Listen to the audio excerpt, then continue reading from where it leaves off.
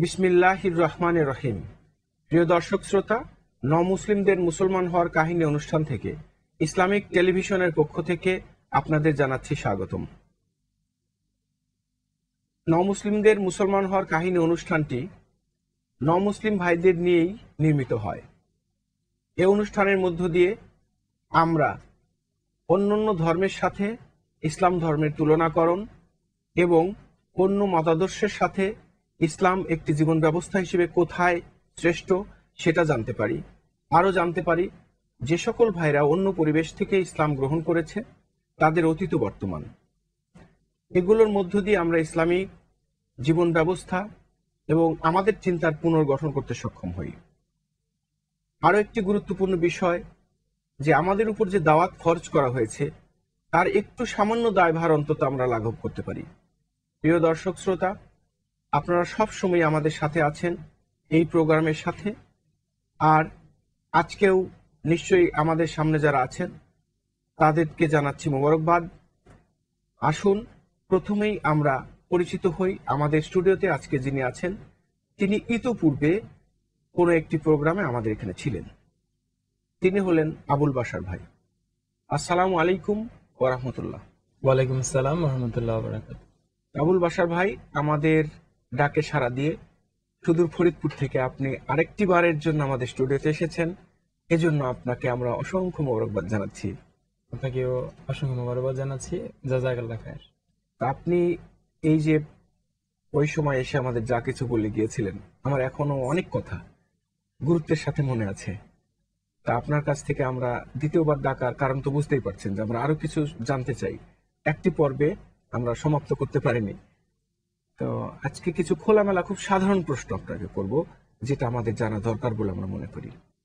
তা আপনি তো একজন শিক্ষিত মানুষ, কথায় বার্তায় বুঝেছি এবং জেনেছি। আপনি লেখাপড়ার জীবনটা কোথায়, কিভাবে, কতটুকু পড়লেন এবং শেষ করলেন? আলহামদুলিল্লাহ, পড়াশোনা করেছি ঢাকা কলেজে। আচ্ছা, ঢাকা কলেজে অনার্সে ভর্তি হয়েছিলাম এবং অনার্স করেছি ঢাকা কলেজেই। ঢাকা কলেজেই হোস্টেলে থেকেছি 6 বছর পর্যন্ত। আচ্ছা। এবং ওখান থেকে মাস্টার্স কমপ্লিট করেছি। দুইটাতে রেজাল্ট ছিল সেকেন্ড ক্লাস করে। কোথায়, কোন সাবজেক্টে পড়েছেন? আমি ব্যবস্থাপনা ম্যানেজমেন্ট সাবজেক্টে পড়েছি। স্কুল কলেজ কোথায়? আমার স্কুল হচ্ছে সাভারে। আচ্ছা, সাভারে অঞ্জনা মডেল হাই স্কুল। আচ্ছা। আর কলেজ হচ্ছে সাভার কলেজ। আচ্ছা, সাভার থেকে পড়ে আপনি ঢাকা কলেজ থেকে অনার্স মাস্টার ডিগ্রি শেষ করলেন। জি। শেষ করে এখন কর্মজীবনে আছেন। হ্যাঁ, কি করছেন আপনি? আমি এখন শিক্ষকতায় রয়েছি, বাইপাল এলাকায় একটা স্কুলে পড়াচ্ছি।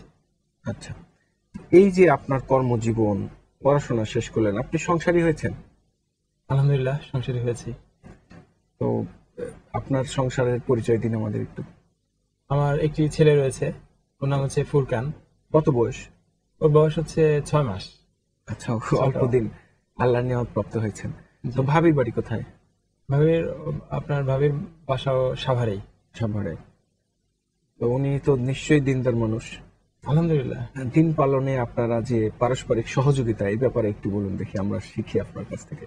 আমি কিছু হাদিস পড়েছি আচ্ছা। যেখানে আমি দেখেছি যে রাসূল সাল্লাল্লাহু আলাইহি ওয়াসাল্লাম যখন বাড়িতে যেতেন তখন সালাম দিয়ে প্রবেশ করতেন, হ্যাঁ, এবং যখন বাসা থেকে বের হতেন সালাম দিয়ে বের হতেন। আমরা আমাদের ফ্যামিলিতে এটা মেনটেন করি। আমি যখন বাসায় ঢুকি তখন সালাম দিয়ে প্রবেশ করি। আলহামদুলিল্লাহ। ইভেন কি এমনও হাদিস পড়েছি যে তাদের যে কয়বার দেখা হতো সেই কয়বার তারা সালাম আদান প্রদান করতেন। হ্যাঁ, হ্যাঁ। আমি সেটা প্র্যাকটিস করি আলহামদুলিল্লাহ। এবং এতে হয় কি, পারস্পরিক সম্পর্কের উন্নয়ন হয় এবং অবশ্যই খুশি খুশি একটা ভাব থাকে, সুন্দর একটা পরিবেশ থাকে। এটা এটা- একটা এটা দোয়া, হতে পারে- সালাম তো আসলে দোয়া। হ্যাঁ রাইট। এটা হতে পারে পরিবারে, হতে পারে অফিসে, বা হতে পারে স্কুলে, বা যার যে প্রতিষ্ঠান রয়েছে সেখানে আমরা যদি অলওয়েজ এই সালামের ইয়েটা করতে পারি সেটা অনেক সুন্দর হবে। আর ফ্যামিলিতে আমি যখন কোনো বিষয়ে একটু কি বলবো, গাফিল শব্দটাই বলি, যে আজান হইলো এখন সালাত আদায় করতে হবে। হ্যাঁ, সালাত আদায় করতে গিয়ে দেখা গেছে আমি কোনো একটা কিছু লিখতেছি বা একটা কিছু রেডি করতেছি। হ্যাঁ। তো দেখা গেছে যে আমাকে আমার ফ্যামিলি আমাকে বলতেছে যে আপনি এগুলি রাখেন, আগে সালাত আদায় করেন, তারপর এসব কাজ করেন। তার মানে আমি দেখা যাচ্ছে যে অলওয়েজ ইবাদতের প্রতি আমাকে সবসময় অনুপ্রেরণা দিচ্ছে। আলহামদুলিল্লাহ। আলহামদুলিল্লাহ। একটি হাদিস পড়েছিলাম যে ওই স্ত্রী উত্তম স্ত্রী যিনি তার ফজরের ওয়াক্তে তো মানুষ ঘুমায়, তো এই সময় সম্বন্ধে বলা হচ্ছে যে যিনি ফজর ওয়াক্তে স্বামীকে ডেকে দেন, যদি না উঠে তার চোখে পানি ছিটিয়ে দেন। একইভাবে আবার স্বামী সম্বন্ধে বলা হচ্ছে যে ওই স্বামী উত্তম স্বামী, যে নামাজে স্ত্রীকে ডাকেন, যদি না উঠে তাহলে তার চোখে পানি ছিটিয়ে দেন।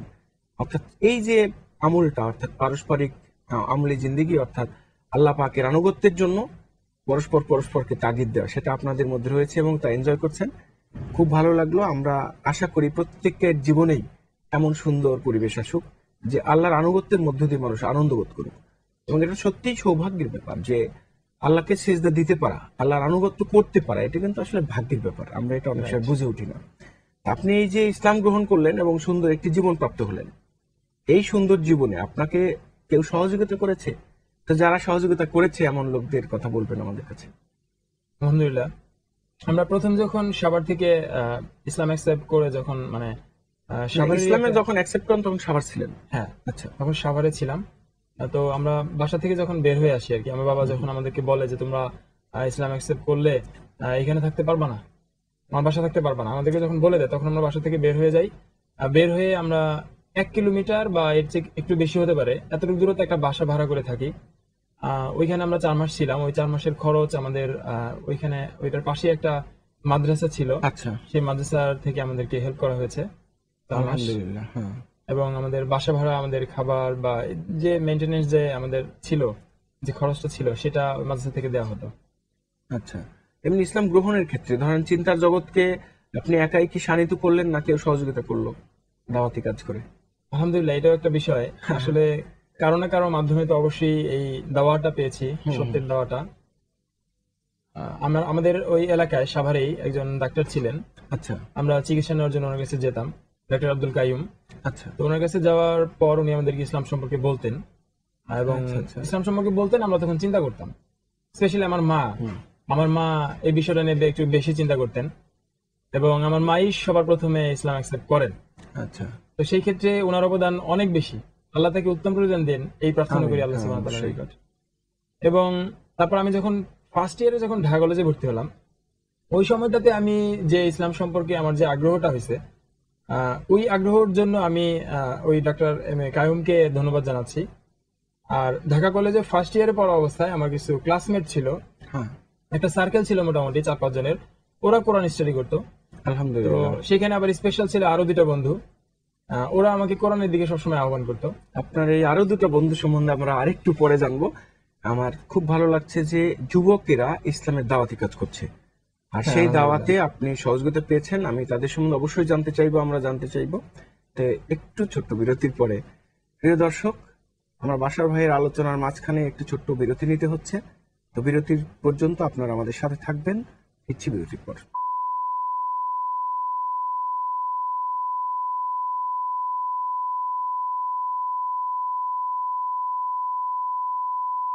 প্রিয় দর্শক, বিরতির পর আমরা ফিরলাম। আসি এবার আবুল বাশার ভাইয়ের কাছ থেকে জেনে নিই তার সেই দাওয়াতি গ্রুপের কথা। তো আবুল বাশার ভাই, আমরা আলোচনায় ছিলাম যে আপনি কিভাবে দাওয়াত পেয়েছেন। তার মধ্যে একজন ডক্টরের কথা বলেছেন, সম্ভবত আব্দুল কাইম বললেন, আর তার সাথে একটি গুরুত্বপূর্ণ বিষয় আমার কাছে লেগেছে যে আপনার বন্ধুরা ঢাকা কলেজে যারা পড়তো, এই যুবক ভাইয়েরা দাওয়াতি কাজে শরিক ছিলেন। খুবই ভালো কথা, কারণ যুবকেরা আজকে যেখানে বিভ্রান্ত, সেখানে একদল যুবক যদি দাওয়াতি কাজের মধ্যে থাকে, আল্লাহর নিয়ামত প্রাপ্ত তারা। বলুন তাদের সম্বন্ধে। আলহামদুলিল্লাহ, আহ, তারা আমাদের সাথে পড়াশোনা করতো। ওই অবস্থায় আমার জ্ঞান খুবই কম ছিল, স্পেশালি তাওহীদ সম্পর্কে জ্ঞানটা অ্যাকচুয়ালি খুবই কম ছিল। তো ওরা আমাকে ওই বিষয়টা সম্পর্কে বলতো যে শুধুমাত্র আল্লাহকে বিশ্বাস করাটা, আল্লাহকে বিশ্বাস করলাম, রসুলকে বিশ্বাস করলাম, কোরআন আল্লাহর কিতাব এগুলো বিশ্বাস করলাম, শুধুমাত্র বিশ্বাসের যে বিষয়গুলো রয়েছে এভাবে করলেই মুসলিম হয় না। হ্যাঁ, মানে বিশ্বাসের মৌলিক ভিত্তিটা তারা বললেন। হ্যাঁ, হ্যাঁ, ওটা ওটা Fine. তো ওরা এটার সাথে সাথে এটা বলে দিল যে এটার পাশাপাশি যে শিরক করলে যে ইমানটা যে নষ্ট হতে পারে, আচ্ছা, মানে ইমান কোনো পৈতৃক সম্পত্তি নয় যে একবার পেলে সেটা হারিয়ে যাওয়ার সম্ভাবনা নাই। Right. ইমান এমন একটা সম্পত্তি, এমন একটা সম্পদ যেটা কিছু কাজ করার মাধ্যমে ঠিক থাকবে এবং কিছু কাজ করার মাধ্যমে সেটা ভেঙে যেতে পারে, আচ্ছা। মুশরিকে পরিণত হতে পারে তার কাজের মাধ্যমে। এই বিষয়টা আমি জেনেছিলাম আমাদের সেই ফ্রেন্ডদের কাছ থেকে। তো আপনি তো ফ্রেন্ডের মাধ্যমে জেনেছেন, এখন তো আমার লোভ লাগছে আমরা কি কাজ করলে, কারণ ভয়েরও তো ব্যাপার যে আমরা এই ইসলাম গ্রহণ করেছি, ইমান আছে আমাদের, আমরা মনে করছি কিছু কাজ করলে অলরেডি ইমান নষ্ট হয়ে যেতে পারে। কি সে কাজ একটু দু একটা বলবেন? ঠিক আছে, এর মধ্যে এই যে আপনার যেমন আমি এর আগের পর্বে বলেছিলাম কিছু কথা, হ্যাঁ হ্যাঁ, তার মধ্যে আল্লাহ সুবহানাহু ওয়া তাআলার বিধানের পাশাপাশি অন্য কোনো বিধানকে মেনে নিলে, আমি এই বিষয়টাকে খুব বেশি গুরুত্ব দিই। মানে হয়তো শিরক করলে আর কি, শিরক করলে যে অনেকে, কোনো ভাবেই হোক। হ্যাঁ, অনেকে এই বিষয়টাকে বলবে যে এটা কোনো কথা। না আমি আসলে আমি এখানে এখানে একটা একটা ছোট্ট একটা উদাহরণ দিতে পারি। হুম হুম এখানে উদাহরণটা এরকম হবে যে একজনে বলল যে অমুক লোক হুম হুম। জিনের নামে শপথ করছে। সে বললো যে শপথ করছে তো কি হয়েছে, কিন্তু আমরা যদি একটু অনুধাবন করি তাহলে আমরা দেখবো জিনের নামে শপথ করছে, সে আল্লাহর নামে শপথ করে নাই। হ্যাঁ হ্যাঁ, তার মানে সে শপথটা অন্য কারো নামে করেছে, আর এর দ্বারা তার ইমানটা ধ্বংস হয়ে গেছে। কিন্তু সাধারণ মানুষ মনে করলো কি, না কোনো সমস্যা নাই, এটা সমস্যার কি আছে। কিন্তু আমার কাছে মনে হয় যে সে মানে শিরকের সে এমন একটা কাজ করে ফেললো যে সে তার তার জন্য জান্নাত হারাম হয়ে গেল। মানে বিষয়টা হলো সে জিনকে অত্যন্ত শক্তিশালী নির্ভরযোগ্য সত্য মনে করে, হ্যাঁ, যেটা মনে করা উচিত ছিল আল্লাহ পাককে অনলি। রাইট।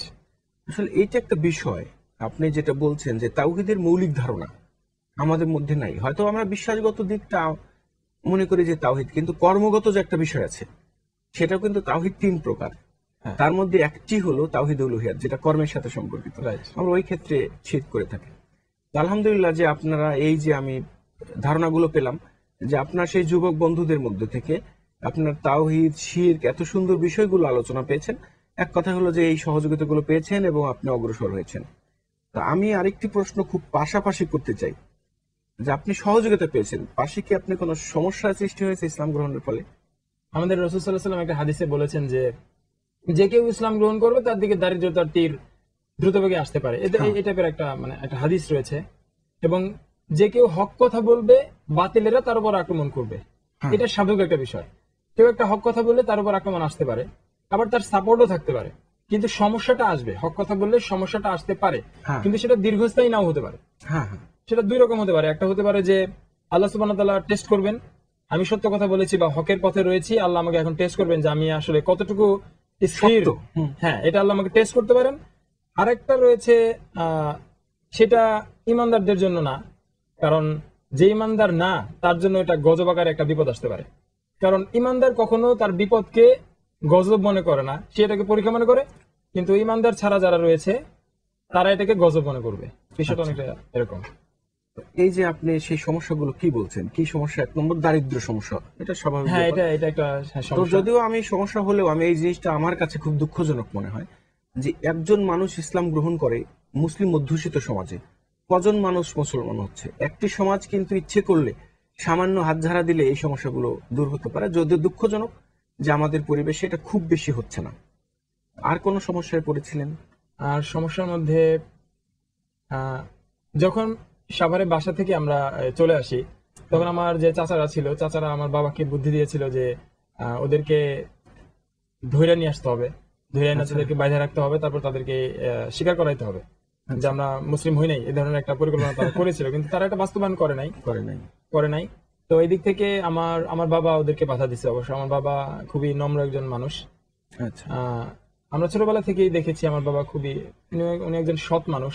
আমি বলবো হিন্দু হলেও উনি অত্যন্ত সৎ, না, এবং তা তো থাকতেই পারে, মানে এই বিষয়টা আমার বাবা মানে অন্তত ওইটুকু করে নাই। এখন আপনাকে আরেকটি কোশ্চেন, যে আপনি বারবার আমরা বলছিলেন, ইসলাম গ্রহণ আপনার সাথে আর কে কে করেছে আপনার পরিবারে? মা করেছে, আপনার মুখ দিয়ে বেরোলো, আর কেউ? হ্যাঁ, আমার সাথে আমার আরো ছোট 2 ভাই রয়েছে। আলহামদুলিল্লাহ। তো আপনি তো তাহলে মা এবং 3 ভাই ইসলাম গ্রহণ করেছে, জি বাবা ইসলাম গ্রহণ করেননি? না, বাবা করেন। হ্যাঁ, শুধু বাবাকে থেকে বঞ্চিত হয়েছেন, অন্তত মা পেয়েছেন, এটাও একটা বড় কথা। তো এই যে ইসলাম গ্রহণ করলেন, এখন আমি ছোট্ট করে আপনি বলবেন যে আজকে ইসলামকে যেভাবে দেখছেন, মানে আমি বলছি কেতাবে, কোরআনে, হাদিসে যেভাবে ইসলাম আছে, কিন্তু আজকে বর্তমান সমাজ, আপনার কাছে এই দুটো কেমন লাগে? হ্যাঁ, এইটা অ্যাকচুয়ালি কেউ যদি কোরআন পড়ে, হুম। আল্লাহ সুবহানাহু ওয়া তাআলার কিতাব কোরআন যদি কেউ পড়ে, তাহলে সে বুঝতে পারবে যে আল্লাহ সুবহানাহু ওয়া তাআলা কিরকম মুসলিম হইতে বলতেছেন, আর আর আমরা আমরা কেমন? কিরকম মুসলিম হলাম। কোরআন হচ্ছে একটা আয়না, আয়না দিয়ে আমরা যদি ধরি নিজেদের তাহলে চেহারাটা দেখা হ্যাঁ, যাবে। দেখা যাবে যে আসলে আমরা কি ধরনের মুসলিম। হ্যাঁ। আমাদের বিপদ হইলে আমরা ওই বিভিন্ন দরগায় যাই, মাজারে যাই, কিন্তু আল্লাহ সুবহানাহু ওয়া তাআলার কাছে যে একদম অন্তর থেকে আল্লাহ সুবহানাহু ওয়া তাআলার কাছে যে আমরা সাহায্য চাইবো, হ্যাঁ সেটা কিন্তু আমরা ওই সময়টা আমাদের হয় না। আমাদের এই যে অধিকাংশ এই যে সমস্যাগুলি হচ্ছে, অধিকাংশ সমস্যাটা হচ্ছে কোরআন না জানার কারণে। তারা হ্যাঁ। কোরআনটা পড়তেছে না, এটাকে রুমাল দিয়ে পেঁচে রেখে দিচ্ছে, এটা পবিত্র কিতাব, এটা ওযু ছাড়া ধরাই যাবে না, আর এটা ধরতে মানে গেলে তারা পবিত্রতা রক্ষার বিকল্প বের করেছে, যদিও আল্লাহ ওই পবিত্রতা রক্ষা করতে বলেছিলেন নিজেদের আমলের মধ্য দিয়ে, জানার মধ্য দিয়ে, হ্যাঁ, কর্মের মধ্য দিয়ে। এটা Right. আপনি বলতে তার মানে চাচ্ছেন। শিরক মুক্ত হলেই একটা ব্যক্তি পবিত্র হয়ে যায়। হ্যাঁ, মানে মুশরিক হচ্ছে অপবিত্র, কিন্তু মুমিন হচ্ছে পবিত্র। এই বিষয়টা আমরা তাহলে কি আপনি বলতে চাচ্ছেন যে আমরা কোরআনের মাধ্যমে নিজেরা পবিত্র না হয়ে কোরআনকে সেপারেট করে পবিত্র রাখতে চাচ্ছি, যেটা অটোমেটিক্যালি পবিত্র? হ্যাঁ, মানে এটা সেটাই। আমাদের একটা ভুল ধারণা। আমরা কোরআনকে স্টাডি করে নিজেদেরকে পবিত্র করছি না।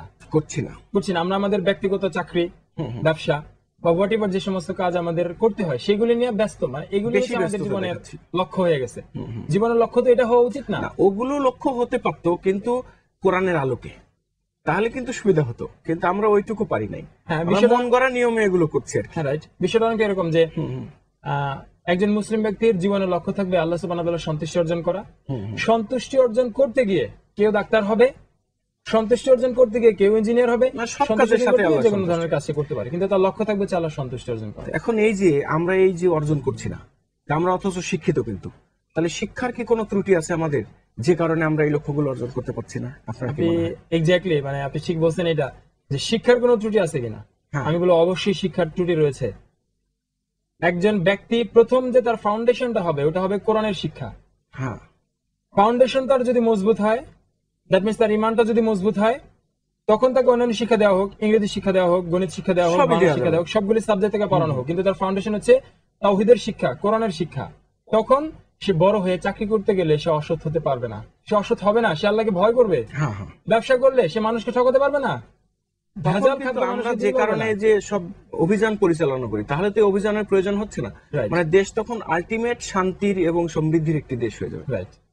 তাহলে আমরা তো আপনার কথা অনুযায়ী, এবং এটা সত্যিই সমর্থনযোগ্য, যে আমরা মূল শিক্ষা ব্যবস্থা যেটা মানুষকে মানুষ করে তোলে, সেই জায়গায় আমরা হাত দিইনি, বরং শিক্ষা ব্যবস্থার মাধ্যমে মানুষকে খণ্ডিত মানুষ কিংবা অমানুষ করে ফেলতেছি। রাইট। এখন আপনার জীবনে কি কোনো পরিকল্পনা আছে যে কোনো দাওয়াতি কাজ করার? আলহামদুলিল্লাহ, আমার একটা পরিকল্পনা আছে। সেটা হচ্ছে যে আমি যেহেতু শিক্ষকতা পেশায় রয়েছি, সেক্ষেত্রে আমার একটা পরিকল্পনা হচ্ছে যে শিক্ষা প্রতিষ্ঠান গড়ে তোলা।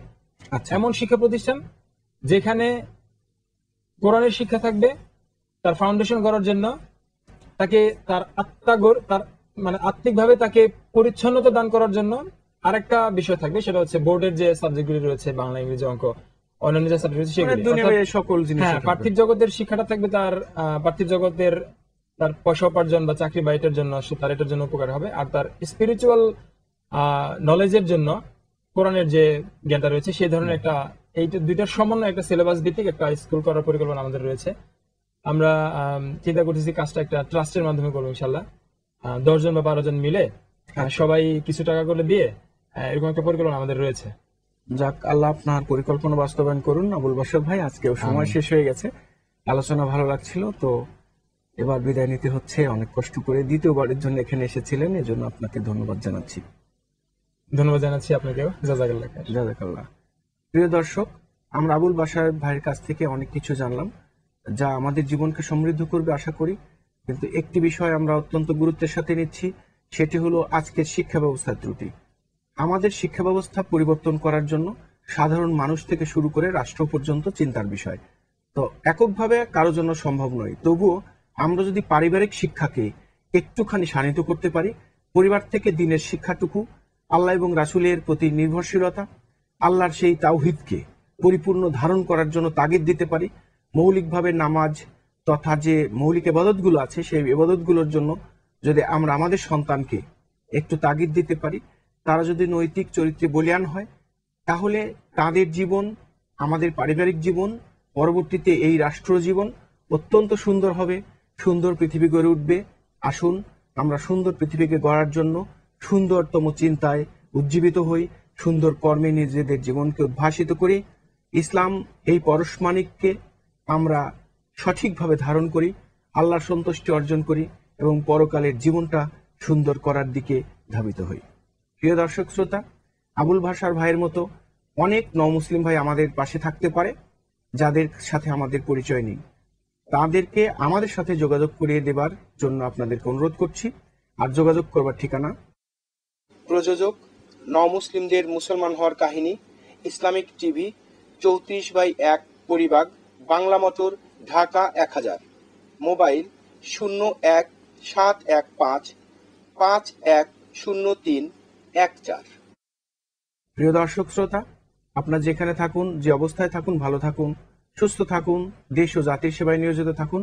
আসসালামু আলাইকুম ওয়া রাহমাতুল্লাহ।